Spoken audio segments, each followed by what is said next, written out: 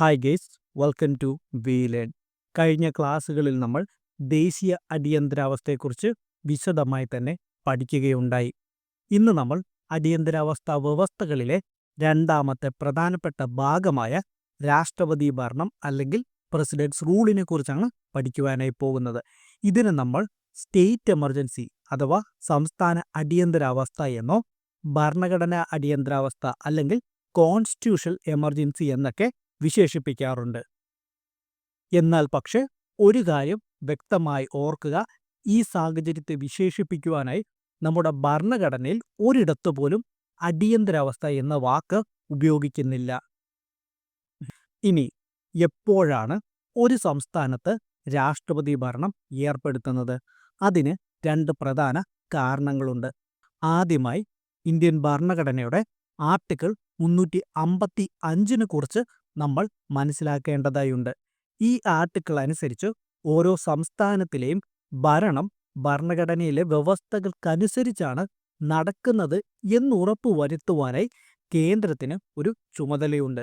ഈ ചുമതല നിർവഹിക്കുന്നതിൻ്റെ ഭാഗമായി ഒരു സംസ്ഥാനത്ത് ഭരണഘടനാ സംവിധാനം തകരാറിലാകുകയാണെങ്കിൽ ആർട്ടിക്കിൾ 356 ഉപയോഗിച്ചുകൊണ്ട് കേന്ദ്രം ആ സംസ്ഥാനത്തിൻ്റെ ഭരണം ഏറ്റെടുക്കുന്നതായിരിക്കും. ഇനി രാഷ്ട്രപതി ഭരണം പ്രഖ്യാപിക്കുവാനായി രാഷ്ട്രപതിക്ക് അധികാരം നൽകുന്ന രണ്ട് ആർട്ടിക്കിളുകൾ കൂടിയുണ്ട്. അവ എന്തൊക്കെയാണ് എന്നുകൂടെ നമുക്ക് നോക്കാം. ഒന്നാമതായി ആർട്ടിക്കിൾ 356.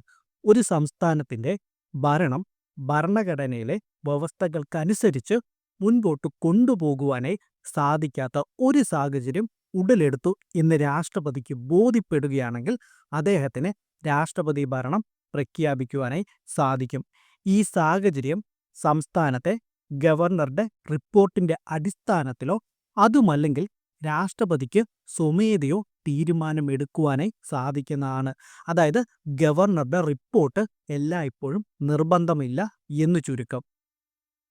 രണ്ടാമതായി ആർട്ടിക്കിൾ 365 പ്രകാരം ഒരു സംസ്ഥാനം കേന്ദ്രത്തിൽ നിന്നുള്ള ഏതെങ്കിലും നിർദ്ദേശങ്ങൾ പാലിക്കുന്നതിൽ പരാജയപ്പെടുകയാണെങ്കിൽ ആ സംസ്ഥാനത്തിൻ്റെ ഭരണം ഭരണഘടനാപരമായ വ്യവസ്ഥകൾക്ക് അനുസരിച്ചല്ല നടക്കുന്നത് എന്ന് കരുതുവാനായി രാഷ്ട്രപതിക്ക് നിയമപരമായി സാധിക്കുന്നതാണ്.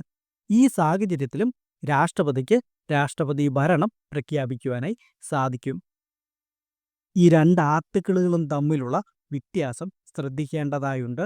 ആർട്ടിക്കിൾ 356 പൊതുവായ സാഹചര്യങ്ങളെക്കുറിച്ച് പറയുമ്പോൾ ആർട്ടിക്കിൾ 365 കേന്ദ്രത്തിൻ്റെ നിർദ്ദേശങ്ങൾ പാലിക്കാത്ത സാഹചര്യത്തെ എടുത്തു പറയുന്നു.